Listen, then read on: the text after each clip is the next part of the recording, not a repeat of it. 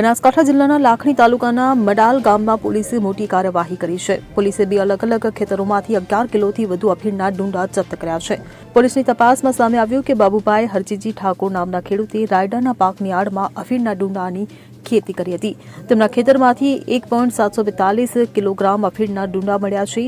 આ જથ્થાની કિંમત ₹17,420 છે। તો બીજા ખેડૂત નથાજી હરજીજી ઠાકોરે એરંડાના પાકની વચ્ચે અફીણના ડુંડા છુપાવ્યા હતા। તેમના ખેતરમાંથી 9.312 કિલોગ્રામ અફીણના ડુંડા મળી આવ્યા છે। આ જથ્થાની કિંમત ₹93,120 છે। પોલીસે કુલ 11.54 કિલોગ્રામ અફીણના ડુંડા જપ્ત કર્યા છે। આ સમગ્ર જથ્થાની બજાર કિંમત ₹1,10,540 થવા જાય છે।